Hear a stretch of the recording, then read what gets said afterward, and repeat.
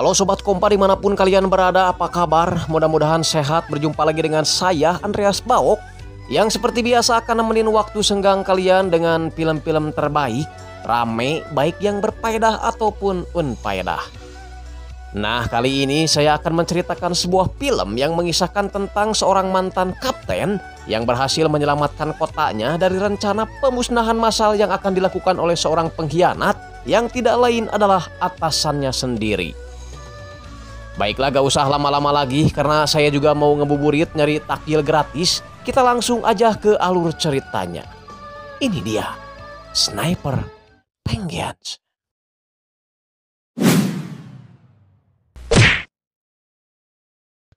Dilaporkan di salah satu negara Asia Tenggara telah terjadi perampokan senjata oleh segerombolan orang India yang mungkin saja salah satunya adalah Shah Rukh Khan. Scene kemudian berpindah ke lokasi tempat penebusan senjata itu dilakukan. Pasukan Storm dipercaya untuk mengawal jalannya transaksi tersebut dan membagi pasukan menjadi dua titik saja.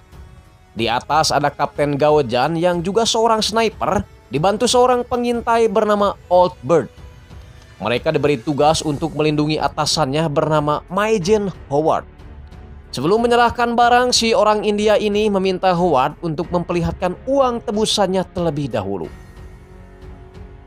Sambil disaksikan oleh Ajong, sang kepala operasi, Howard kemudian memeriksa barang itu yang ternyata masih bagus. Namun tiba-tiba si Howard kena tembakan membuat tim Storm menyangka kalau si orang India itu jual belinya gak amanah.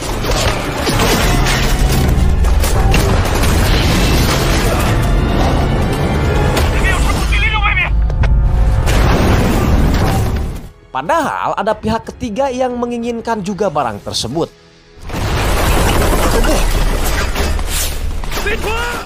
Ahjong dan dua pasukan Storm lainnya berusaha kabur naik mobil karena persenjataan musuh sepertinya lebih komplit. Namun di tengah perjalanan mereka malah dihabisi oleh senjata canggih yang tinggal tekan saja. Inilah yang terjadi. Perang sambil tiduran juga bisa kalau kayak gini mah ya. Setelah dibuka tergosnya, ternyata salah satu teroris itu adalah seorang perempuan yang gak kawai-kawai amat, namanya Mei Mei Cipok. Dari kejauhan, Kapten Gaozan melihat kalau si Howard ternyata masih hidup. Hanya saja mereka belum lepas dari incaran si Benzema sehingga membuat Old Bird terkena tembakan. Gaozan berusaha menolong rekannya pakai tambang, namun si Benzema kembali berhasil 2 kali menembak tepat sasaran.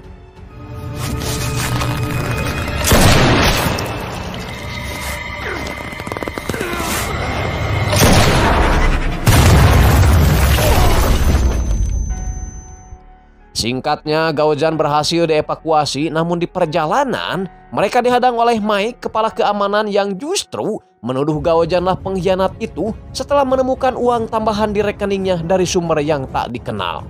Aduh, udah botak suujon lagi ya. Gaozan berusaha memberitahu kalau pengkhianat itu adalah Howard, tapi si Mike tidak mempercayainya dan malah berniat ingin membunuhnya. Dengan memanfaatkan tenaga sesa, Kapten Gaozan berhasil menyandra Mike, menyuruh anak buahnya untuk meletakkan senjata dan masuk ke mobil.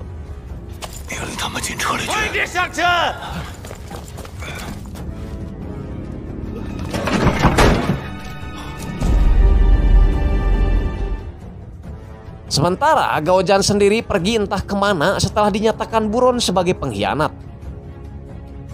Diam-diam Gaozan terus menyelidiki pengkhianatan si Howard sambil berlatih memulihkan stamina.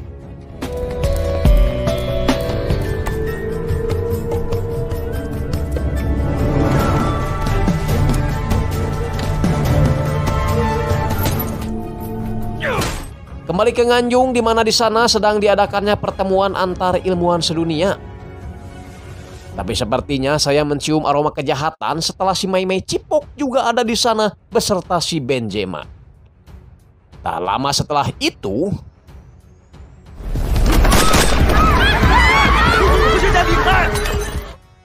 keadaan menjadi mencekam sehingga para ilmuwan harus dikawal para petugas untuk keluar. Tapi tak semudah itu karena si Mei Mei Cipok sudah siap menghadang dan menculik para ilmuwan itu.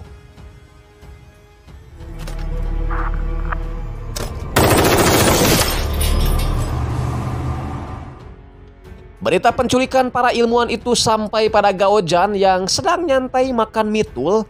Usut punya usut, penculikan itu ada hubungannya dengan bahan kimia yang bisa dipakai untuk membuat senjata pemusnah massal. Alat pendeteksi tiba-tiba berbunyi dan setelah dicek, ternyata merujuk pada sebuah pulau bernama Pulau Hantu. Hanya saja Gao Jan merasa sedih setelah dia tak sengaja membuka file tugas, yang mana yang muncul malah rekan-rekan Storm-nya yang kemarin pada gugur. 风暴小队就是我们在 Keesokan harinya, yang entah nyolong dari mana, Gao Jan tiba-tiba punya seragam polisi dan pergi memeriksa TKP.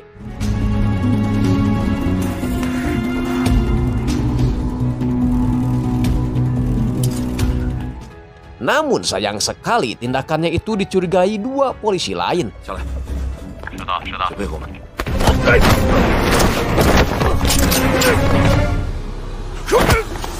Gao Jan dengan mudah menyelesaikan mereka, tapi masalahnya dia berhasil diidentifikasi oleh CCTV.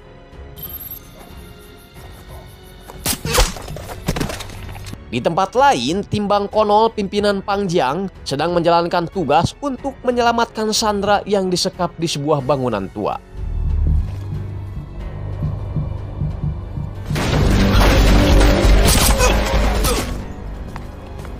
Anchen.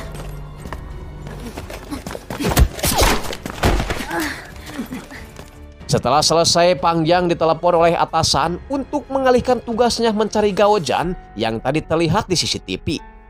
Gao Jan sendiri yang lagi siap-siap mudik malah didatangi oleh pasukan si Mei Mei Cipok yang juga mengejarnya.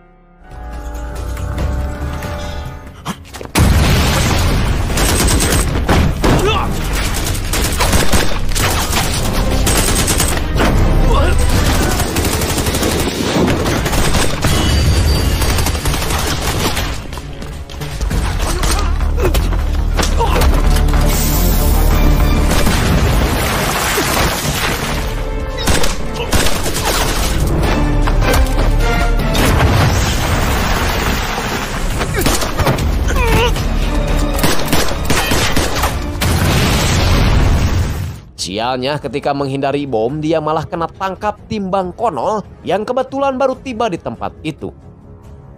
Sedangkan si Mei Mei Cipok berhasil kabur. Gao Jan menyangka bahwa Pangjang telah bekerja sama dengan teroris. Begitupun si Pangjang yang masih menyangka bahwa mantan kaptennya ini adalah seorang pengkhianat.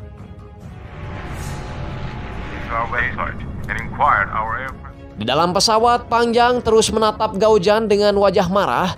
Tapi Gao Jan menyuruh Pangjang untuk tidak memasang wajah marah itu di hadapannya, karena selain jelek, Pangjang juga dianggap tidak tahu apa-apa. Pangjang kemudian berniat menghajar Gao Jan, tapi Gao Jan malah berhasil membalikkan keadaan dengan menyandra salah satu anggota Bang Konol. Gao Jan kemudian mengikat mereka dan menyuruh si pilot untuk mengubah rute penerbangan. Sementara itu di sebuah pulau bernama Pulau Hantu tapi Telo Bajurig, para ilmuwan yang diculik oleh para teroris ini tengah mengerjakan proyek pembuatan senjata pemusnah massal atas perintah si Howard.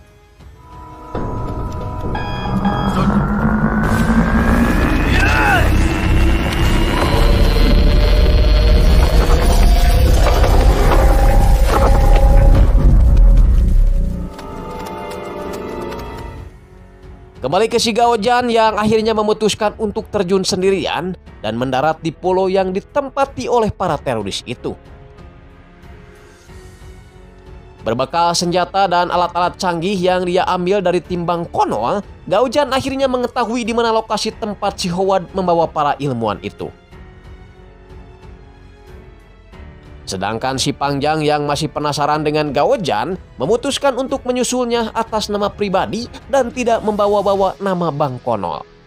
Tapi para anggotanya malah mencopot emblem Bang Konol, pertanda bahwa mereka siap ikut kemanapun Pangjang pergi. Setelah membuat senjata pemusnah massal yang efek radiusnya mencapai 120 km, para ilmuwan ini menagih janji Howard yang akan memulangkan mereka jika proyek itu telah selesai. Namun tentu saja manusia pamali kayak si Howard ini tidak bisa dipercaya, malah berniat akan terus memproduksi senjata serupa demi meraih keuntungan. Tapi tak lama setelah itu anak buahnya memberitahu bahwa mereka mendeteksi kedatangan orang asing di daerah sekitar. Ya, orang asing yang dimaksud tentunya adalah tim Bang Konol yang sudah mendarat dengan selamat. Di saat pasukan si Howard fokus pada tim Bang Konol, kesempatan itu pun dimanfaatkan Gao Zhan untuk mendekati markas teroris itu.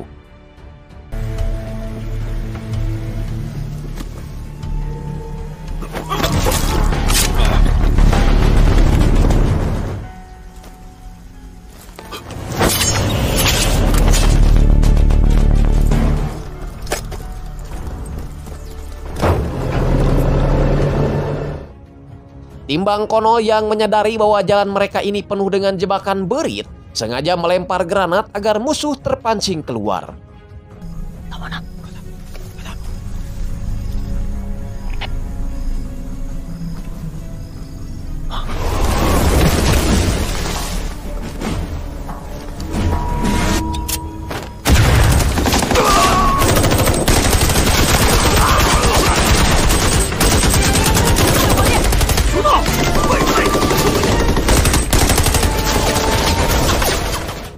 Meskipun tim Bang Konol ini terlihat lebih unggul, tapi salah satu dari mereka yaitu si Ahdong harus terluka akibat terkena ledakan granat.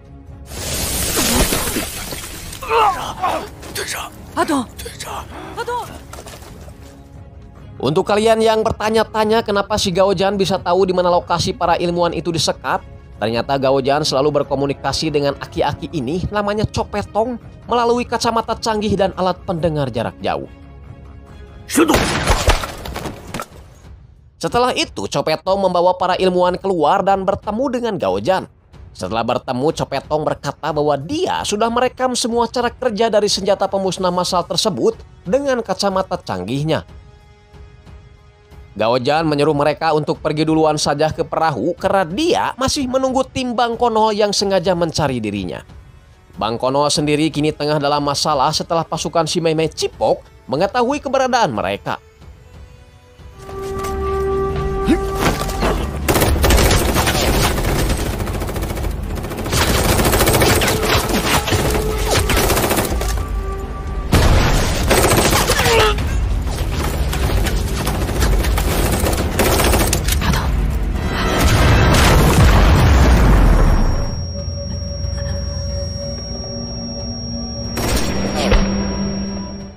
Dalam peperangan itu, 3 prajurit Bang Konol harus innalillahi. Si Pangjang diselamatkan oleh Gao Zhan, sedangkan 2 orang lainnya terkena tawan.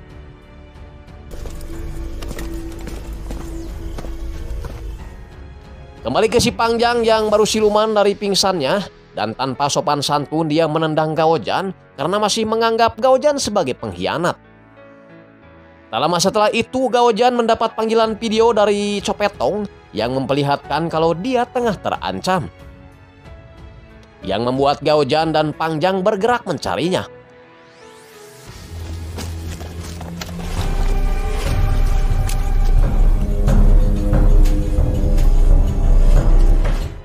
Sesaat setelah itu Gao Zhan kembali dapat panggilan, namun kali ini yang muncul adalah wajah si Benjema yang dengan sengaja memperlihatkan pembunuhan Copetong pada Gao Zhan. Gao Zhan langsung pusing, tiba-tiba teringat pada kematian sahabatnya.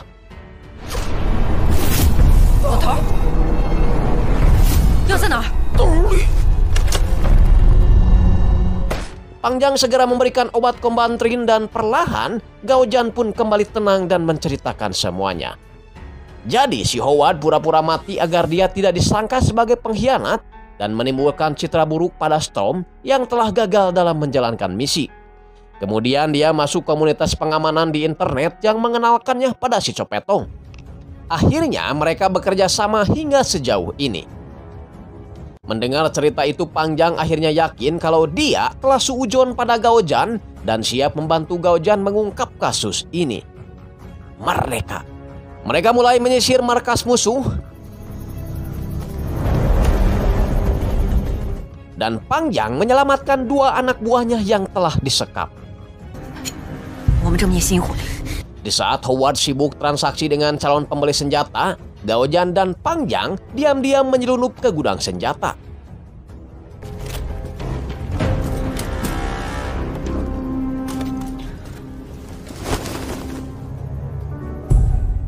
Sementara itu dua anak buah si Pangjang menyamar jadi prajurit musuh dan mengarahkan para ilmuwan agar mengikutinya. Kembali ke si Gaojan dan juga Pangjang yang lagi mempersiapkan senjata otomatisnya untuk mengepung pasukan musuh. Dua prajurit Bangkonol akhirnya ketahuan oleh si Benjema dan menyuruh mereka untuk berhenti. Tapi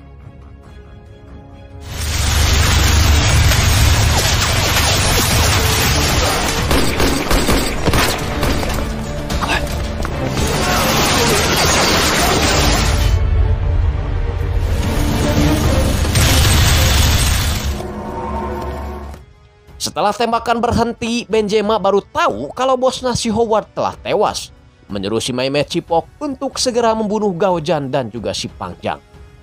Tapi pasukannya malah terkena jebakan Batman, menyangka kalau mobil itu berisi Bangkono, ternyata Lodong Agustusan.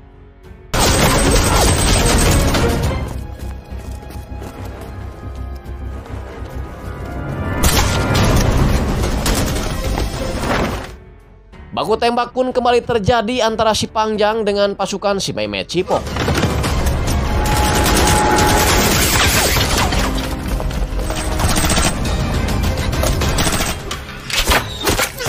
Begitupun dengan Gaojan yang sekali-kali menunjukkan kemampuan tembak jarak jauhnya.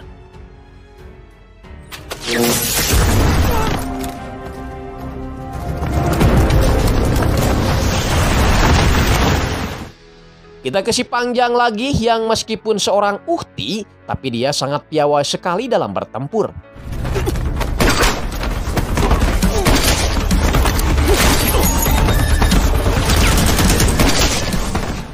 Aksinya sempat dihentikan musuh, namun tiba-tiba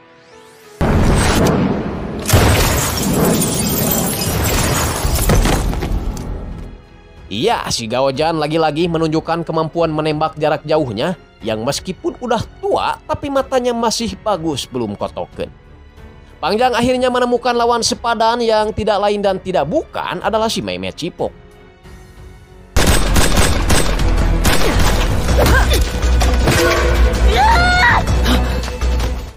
Sejenak kita ke Benjema yang kali ini menggantikan peran si Howard yang bertransaksi dengan calon pembeli senjata, di mana si calon pembeli ingin melihat kedahsyatan senjata itu terlebih dahulu dengan menghancurkan kota Nganjung sebelum membelinya.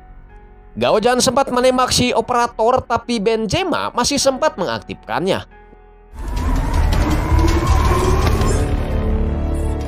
Kembali ke pertarungan dua perempuan jadi-jadian, di mana kali ini Pangjang berhasil mengalahkan si Mei Cipok. Singkatnya, efek dari senjata pemusnah itu sudah mulai dirasakan dan salah satu ilmuwan memberitahu bahwa kelemahan dari senjata itu ada pada bagian tengah senjata yang rapuh karena terbuat dari bekas panci urut.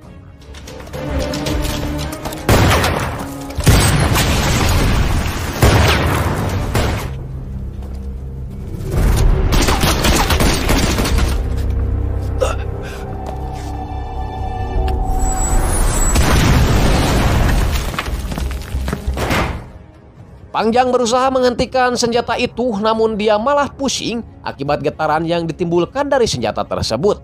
Begitupun dengan anak buah si Pangjang yang sama-sama muyung, tak bisa berbuat apa-apa. Kembali ke si Gaojan yang baru ingat bahwa pipa yang ada di pinggirnya itu terbuat dari sebuah baja. Dia pun menembakkan senjatanya ke dalam pipa tersebut dan berhasil membuat si Benjema modar juga. Kemudian Gaojan membawa sebuah tameng untuk mengurangi efek getaran dan menyuruh Pangjang untuk menembaknya. Pangjang sempat menolak tapi Gaojan terus memaksanya. Sok-sok tembak guru. Pangjang pun akhirnya mendengarkan kata-kata saya dan mulai menekan pelatuknya.